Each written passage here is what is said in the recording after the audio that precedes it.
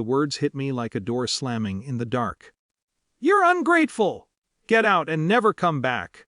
Mom's voice cracked with rage, and the furniture seemed to shrink under the force of it. I froze for a moment, the room spinning slightly in slow motion.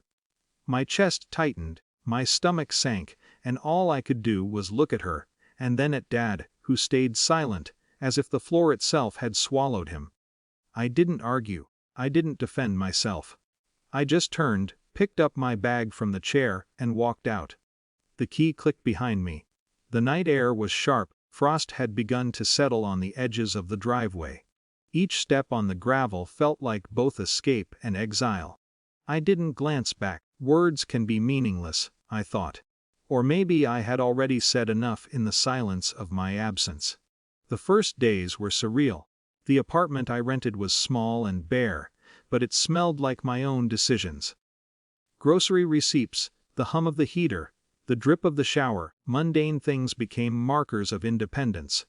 Sleep came in fragments, dreams revisited Mom's glare, Dad's silence, the way the house had felt suddenly alien. Yet with each passing night, the tightness in my chest loosened. Replaced by a quiet clarity, I was allowed to choose, even if it meant being unwanted. Weeks later, I noticed my phone buzzing incessantly. At first, I ignored it, thinking it was spam or work. Then the message came. "Dad, why haven't you paid the mortgage?" I stared at it for longer than I intended.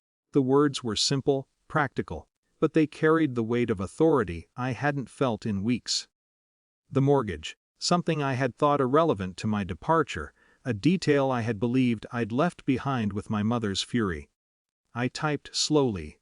"Oh, I thought I wasn't welcome, Das," and then the flood began. Calls, messages, Mom's texts angry and incredulous. Dad's attempts to reason, to guilt, to negotiate.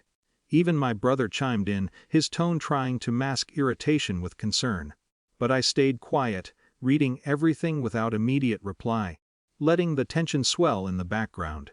The power dynamic had shifted in subtle, undeniable ways. Their authority had assumed a tangible form, financial responsibility, but it collided with the fact that I was no longer under their roof, no longer under their expectations. My absence, combined with a calm assertion, created a quiet leverage I hadn't realized I possessed before. I didn't feel triumph. Not really. Just a measured recognition the rules of engagement had changed. Whether they understood it or not. I wasn't punishing anyone. I was asserting boundaries that had never been acknowledged. The irony wasn't lost on me. Conditional love, expressed through financial dependence, suddenly became the mechanism through which I reclaimed control.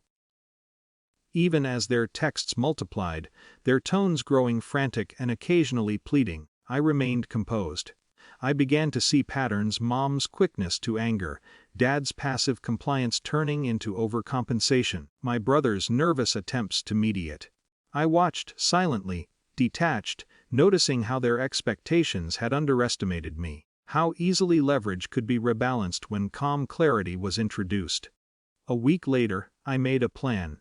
I paid the mortgage, not out of obligation, not to mollify them, but to close the gap on my own terms, to remove the lever they assumed gave them power. I texted confirmation. Payment sent. Let me know if there's anything else I need to know about being unwelcome. Silence fell, punctuated by the hum of my laptop and the soft creak of my apartment. There were no dramatic confrontations, no apologies, no tears. Only the quiet realization that some authority could be acknowledged, respected even, without surrendering self-worth. The aftermath wasn't neat. Calls eventually stopped. Messages dwindled. Family interactions remained strained in subsequent weeks, but the psychological balance had shifted. I had asserted my autonomy with precision, and in doing so, forced a confrontation with the conditional nature of their love. They had power, yes, but only in the ways I allowed it to intersect with my life. I sat on my balcony one evening, looking out at the city lights. The wind was gentle, carrying distant sounds of traffic and life moving on. For the first time since that night in the living room, I felt neither trapped nor guilty, Only a steady awareness, a boundaries respected, dignity intact, and a lesson learned without spectacle or melodrama. Power, it seemed, didn't always roar. Sometimes it whispered in the timing of a reply, the steadiness of a choice, and the refusal to act in anger. Victory was quiet here, controlled, and it was enough.